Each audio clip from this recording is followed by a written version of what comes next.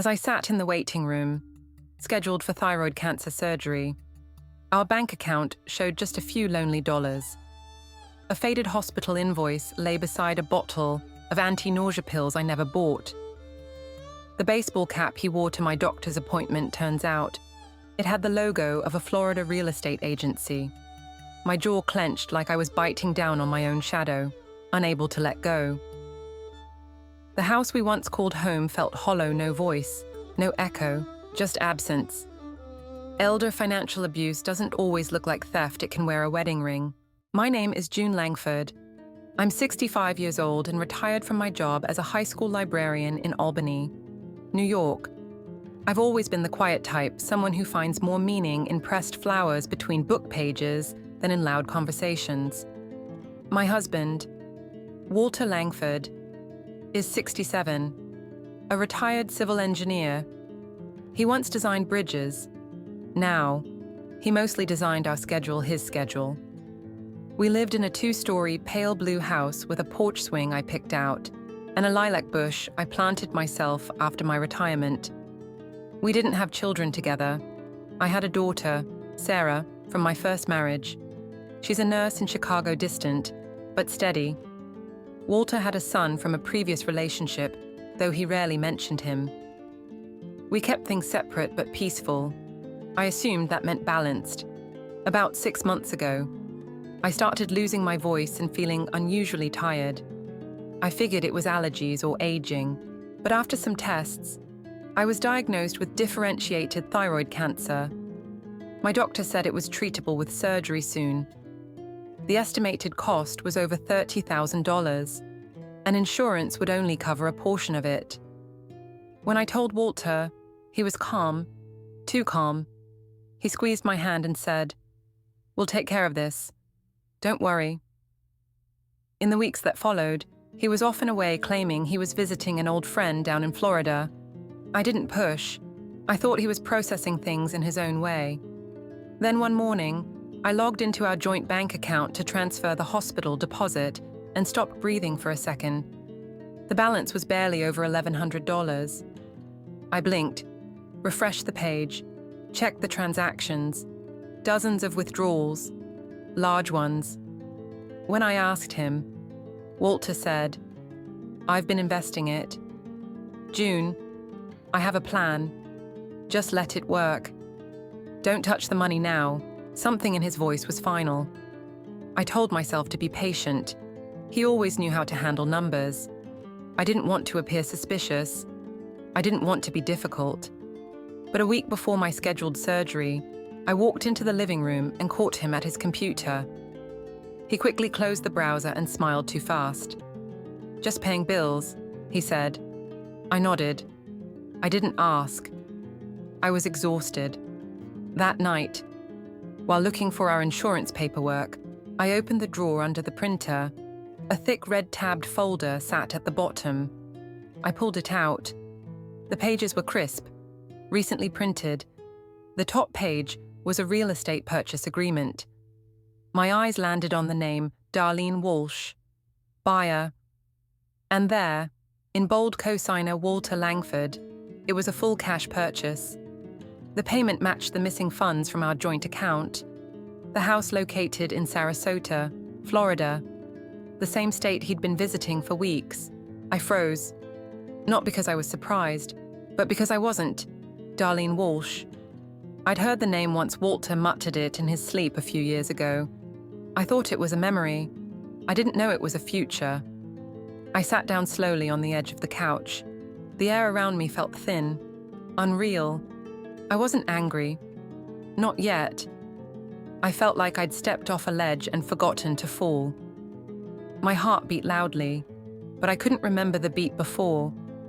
My ears rang sharp, sudden, like glass shattering behind me. I stood up, walked into the kitchen, and poured a glass of water. I didn't drink it. I placed it in the microwave, shut the door, and watched it spin in silence, over and over. I never hit start. That night, I didn't sleep. I sat upright in bed, my back against the headboard, waiting for dawn to decide for me. When Walter came home the next morning, I didn't say anything right away. He talked about the weather in Florida. I looked at his shoes. There was still sand stuck to the soles. And then, softly, I said, "I'm trying to survive cancer, and you're building a life that doesn't include me." That was when the truth hit with full weight. This wasn't just financial infidelity. This was a carefully planned removal of me, my name, my future. This was elder financial abuse, disguised as marriage. He didn't respond right away. He just sighed, took off his shoes, and walked to the kitchen, as if we hadn't just broken. And I sat there, realizing that marital betrayal doesn't always show up in slamming doors or yelling. Sometimes, it shows up in missing money, hushed trips, and documents signed when no one's watching. Sometimes, it shows up when you need help the most, and the only thing missing is everything you once shared. The most painful part of this entire ordeal wasn't the betrayal itself. It was realizing I never truly had legal ground under what I believed was ours. For decades, I operated under the assumption that what belonged to my husband also belonged to me. We were married, after all. We lived in the same house, shared expenses, and dreamed of retirement together. But in the eyes of the law, assumptions don't hold weight. Only documentation does. This is a trap many women fall into, especially in long-term marriages. We think love means trust, and trust means not questioning. But blind trust in finances can cost us everything. Walter's actions weren't just emotionally devastating, they were legally calculated. He diverted marital funds toward a separate future with another woman. That's not just immoral, it's marital waste. Still, I can't place all the blame on him. For years, I gave Walter full control over our accounts, letting him handle it because he was the numbers guy. I never asked to see the statements. I never questioned a withdrawal. I didn't know our legal rights around asset division, and by the time I did, the damage had already been done. But knowledge is power, and I took action.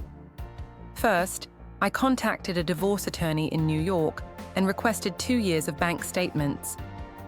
Together, we tracked every large withdrawal that had been funneled toward the Florida property. Walter's lawyer argued that the funds came from an inheritance, his separate property. But our records proved otherwise. The funds originated from our joint account, comprised of shared income, used for marital expenses. The court rejected his claim. Then came a second blow from their side, a retirement plan allegedly created for both of us. My name was on it, but the document had been generated days after I filed for divorce. The judge wasn't fooled. He called it what it was, a smokescreen, a poorly timed attempt to legitimize a betrayal that had already unfolded. The court officially ruled Walter's behavior as marital waste. Next, I opened a new bank account solely in my name and worked with a forensic accountant to reconstruct my financial picture. I updated my will and appointed a healthcare proxy.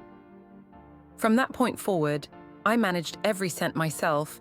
I paid for my thyroid surgery without needing Walter or his apology.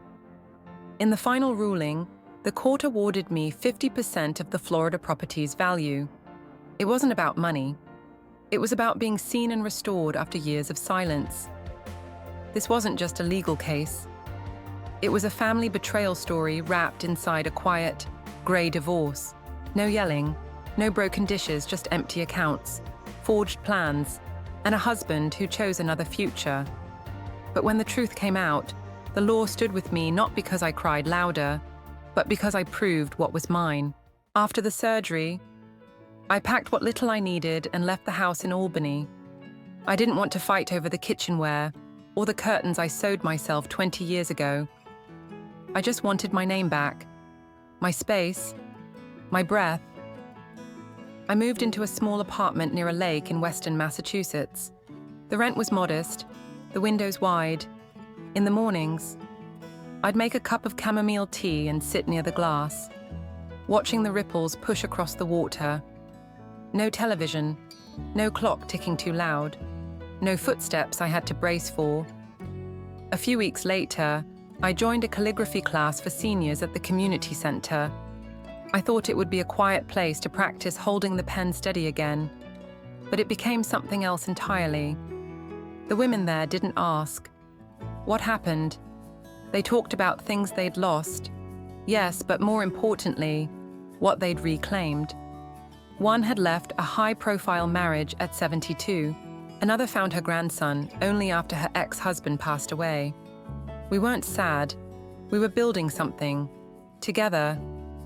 We formed a book club that met every other Friday. We didn't talk about trauma directly, but the subtext was always there, strong and silent.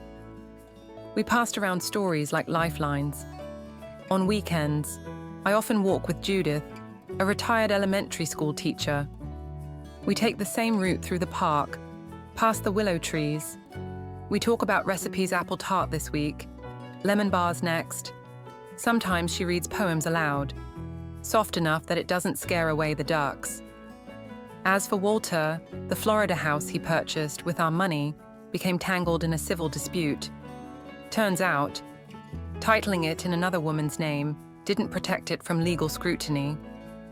I never reached out to him, never replied to the 2-line email he sent after the judgment. Silence, for once, felt like peace.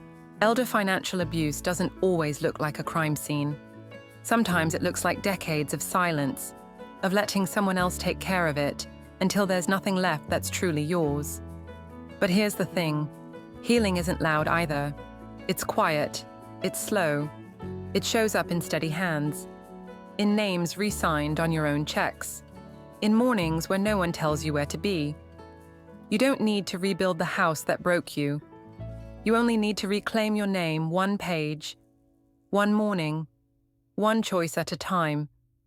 So if someone else is handling everything, start by opening a bank account in your name. Today, print your latest bank statement. Check the deed to your home. Make a copy and store it in a place only you can reach. And if you've ever been betrayed in silence, leave a single dot in the comments. That's how we find each other.